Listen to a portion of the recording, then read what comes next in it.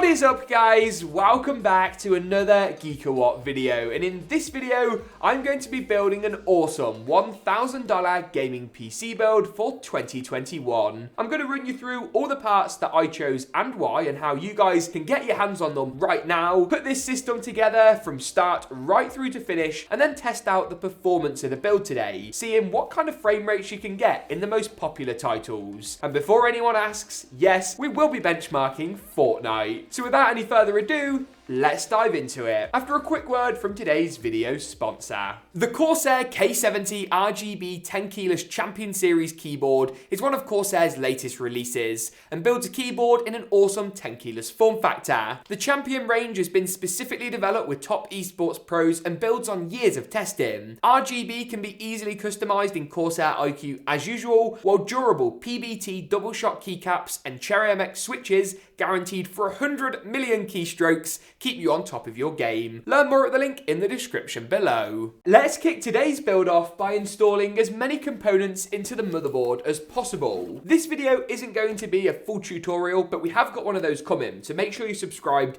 and you don't miss it. This though is the MSI B550M MORTAR board. It's a really great value micro ATX B550 board that supports all of the latest Ryzen chips, even up to the top end 5950X. That's right, this board is capable of housing a Ryzen 9 if you wanted to upgrade later down the line. As I say, with the AM4 socket, 4 RAM DIMM slots, support for Gen 4 NVMe drives, and then also a built-in rear I/O shield, it ticks all the boxes really nicely. I'm going to be coupling it with the CPU choice for today's system, AMD's Ryzen 5 3600. This chip ticks all the boxes. We're big fans of the new 5600X Ryzen chip, but at around $110 more expensive, I'd stick with this one for the time being. AMD have well and truly taken the CPU crown from Intel once and for all in 2021, but there are a few things to note about Ryzen CPUs,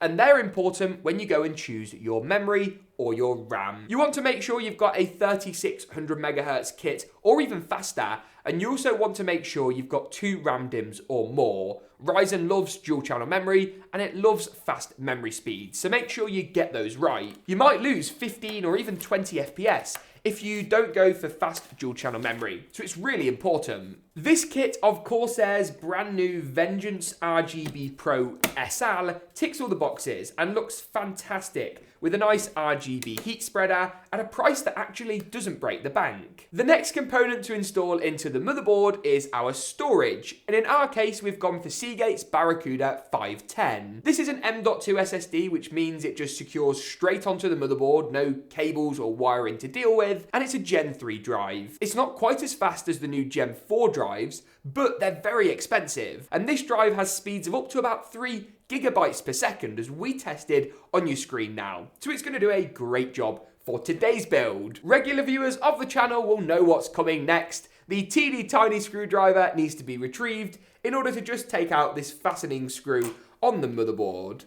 We're going to use the top M.2 slot for this system. It doesn't really make much of a difference, but it will be on show and look nice and pretty in the build today. Go ahead and secure it back down with that one screw, nice and easy. And then we can go ahead and move on to the last part of the motherboard assembly. It is, of course, the CPU cooler. Now, picking a cooler for your CPU in 2021 is a little bit of a difficult task. There's lots of options out there. For a build like this, I wouldn't recommend a high-end 240mm liquid cooler. It's just completely pointless. You're better off putting the money into a higher-end CPU. An air cooler is also a good option, but the stock cooler is perhaps the best value choice for a system like this. It comes included for free with the latest Ryzen CPUs and does a superb job of keeping the chip cool enough for the latest games. Plus, the fact you don't have to pay for it saves you about $30, which you can put somewhere else in your system. A win-win all around. With the motherboard assembly now nice and complete, we can go ahead and move it into the case. This is Cooler Master's MB320L,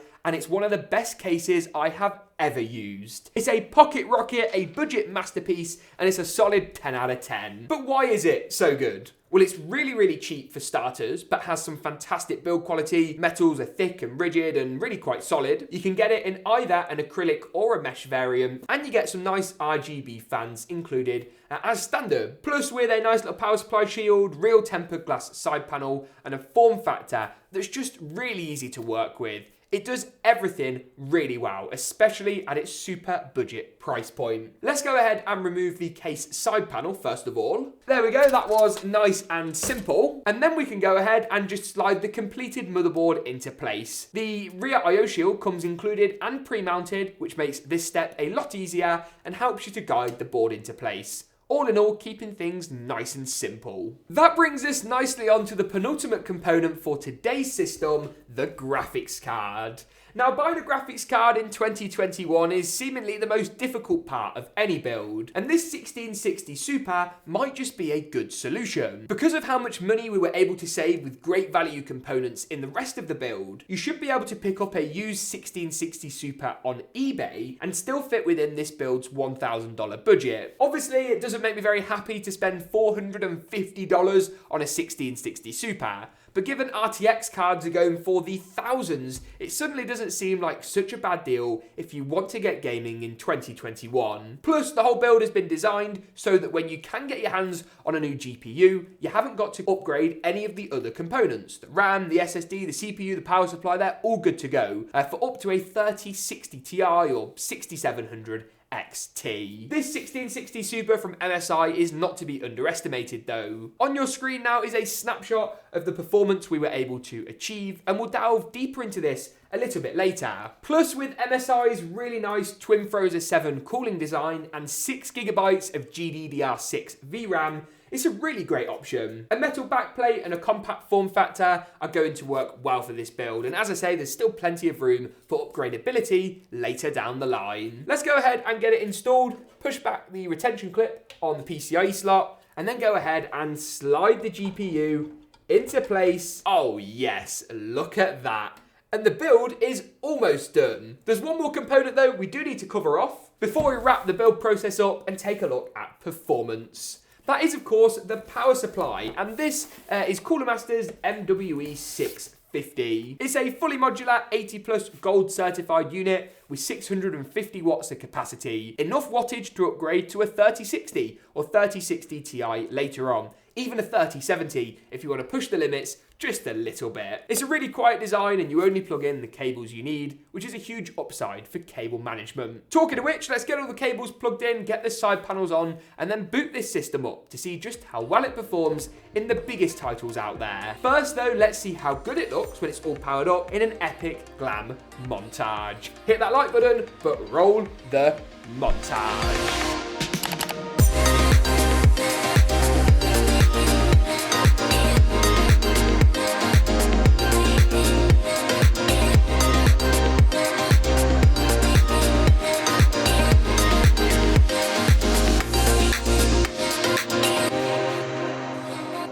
Awesome stuff. Now we've seen just how good this system looks when it's all powered up, let's take a dive into the land of performance. On your screen now to kick things off is a summary, a snapshot view of all the 15 plus games we tested out alongside our CPU and GPU temperature numbers. In a wide range of titles, this system was very impressive. And it's easy to forget actually how powerful a 1660 Super still is in 2021. Let's take a closer look at some of the games today though, kicking things off with GTA 5. The first of our focus titles, it performed well at 1080p high settings.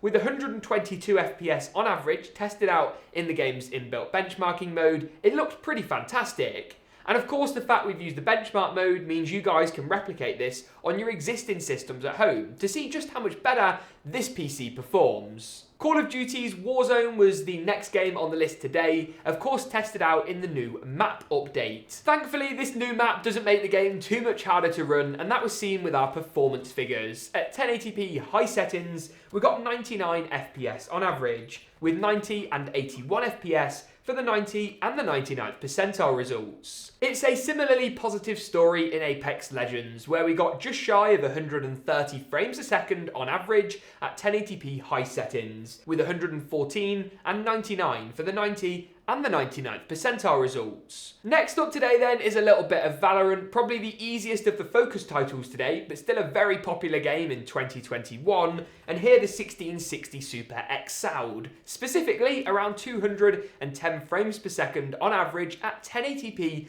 high settings, which is a really impressive showing. Next up is Cyberpunk 2077, quite the opposite to Valorant in that it's really incredibly difficult to run.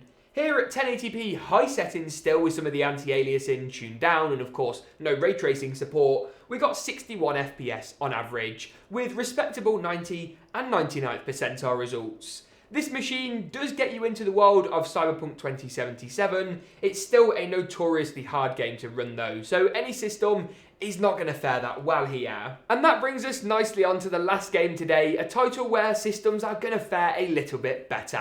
Fortnite. Here at 1080p competitive settings, whereby you tune all of your options down to low, but set the render distance to far and render resolution to 100%, we got 181 frames per second on average, with 168 and 149 for the 90 and the 99th percentile results. Giving you that extra high frame rate in Fortnite should help you to secure that all-important W on what is really quite a powerful $1,000 gaming PC build. But on that note, that pretty much wraps it up for today's video. If you did enjoy it, give it a big old like rating, make sure to get subscribed. Thanks for watching though, and we'll see you in the next one.